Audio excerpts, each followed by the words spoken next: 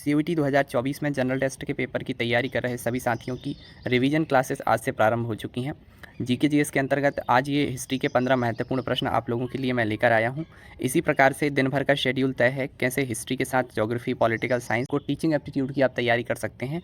ये सारा कुछ कम्युनिटी पोस्ट में डला हुआ है टाइम टेबल, आप वहाँ पर जाके चेक कर सकते हैं और इन रिवीजन क्लासेस के माध्यम से अपनी तैयारी को और बेहतर बना सकते हैं। चलिए शुरू करते हैं हिस्ट्री के मोस्ट इंपॉर्टेंट 15 क्वेश्चन। पहला प्रश्न आपके लिए है, हड़प्पा सभ्यता की खोज किसने की थी। बिल्कुल सरल प्रश्नों से मैंने शुरुआत की है।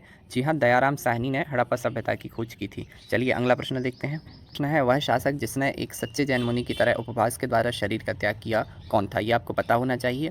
संलेखना पद्धति होती है जब जैन साधु अपनी शरीर को त्याग करने के लिए अन्न का और जल का त्याग कर देते हैं। तो ऐसे ही चंद्रगुप्त मौर्य सम्राट जो थे, मौर्य वंश के संस्थापक, उन्होंने अपने शरीर का त्याग किया था। चलिए अगला प्रश्न देखें।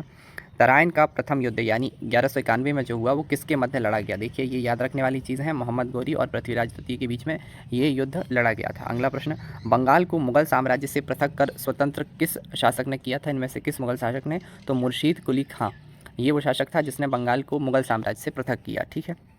आपका अगला प्रश्न है, विधवा पुनर्विवाह कानून कब बना। तो 1856 में ये कानून बना था, विलियम बेंटिक के समय में। सती प्रथा पर जब रोक लगाई गई तो उसके बाद इस कानून को लागू किया गया। अगला प्रश्न देखें, अंग्रेजों ने फूट डालो और शासन करो की नीति कब अपनाई। तो ये 1857 में जब पहला स्वतंत्रता संग्राम हो गया, उसके बाद अंग्रेजों को समझ में आया कि अधिक समय तक हम भारत में शासन नहीं कर पाएंगे। इस कारण एक साल बाद यानी 1858 में उन्होंने इस नीति का अनुसरण भारत में करना शुरू कर दिया। इंग्लैंड में गृह युद्ध कितने वर्षों तक चला। तो जी हाँ, 7 वर्षों तक इंग्लैंड में गृह युद्ध चला। आपका बी ऑप्शन बिल्कुल सही है। अगला प्रश्न, आर्य भारत में कहाँ से आए थे। तो देखिए आर्यन इन्वेजन थ्योरी जो है, इस पर अब स्पष्टीकरण हो चुका है। वैसे आपका इसमें उत्तर केंद्रीय एशिया है, लेकिन ऐसा कुछ नहीं हुआ था। आपको मैं स्पष्ट जानकारी दे देता हूँ, आर्य भारत के ही मूल निवासी थे।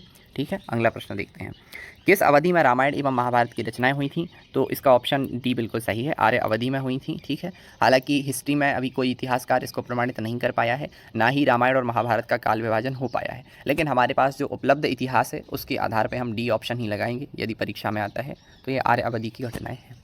अगला प्रश्न देखें, गुप्त समाज की स्थापना, जो गुप्त साम्राज्य था उसकी स्थापना किसने की थी। हर्षवर्धन, चंद्रगुप्त, समुद्रगुप्त या ब्रह्मगुप्त। जी हाँ, चंद्रगुप्त जो हैं, ये चंद्रगुप्त मौर्य नहीं है, ये चंद्रगुप्त प्रथम है जिन्होंने गुप्त साम्राज्य की स्थापना की थी। और चंद्रगुप्त मौर्य जो हैं उन्होंने मौर्य साम्राज्य की स्थापना की थी। अगला प्रश्न देखें, पानीपत की दूसरी लड़ाई किसके बीच लड़ी गई। तो आप सभी को पता होना चाहिए कि जो पानीपत की दूसरी लड़ाई है वो हेमचंद, विक्रमादित्य और अकबर के बीच में लड़ी गई थी। ठीक है। अगला प्रश्न देखें, मोहम्मद गौरी कहाँ का शासक था। अफ़गानिस्तान, इराक, रशिया या तुर्की। तो अफ़गानिस्तान का शासक मोहम्मद गौरी था। A option. अगला प्रश्न है, मस्तानी किस शासक की प्रेयसी थी। सभी छात्रों को पता होगा, मूवियाँ आप सब बहुत देखते हैं, बाजीराव पेशवा, नाना साहब, शाह महाराज, शेरशाह। तो बाजीराव पेशवा जो थे, मस्तानी उनकी प्रेयसी थी। ठीक है।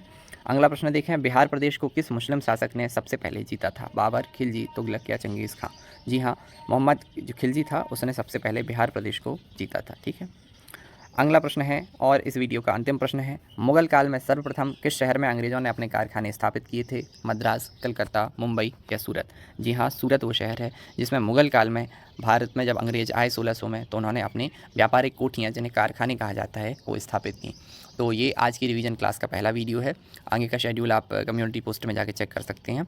तो इसी प्रकार से अपनी रिवीजन को और बेहतर बनाइए। आप सभी का बहुत बहुत धन्यवाद।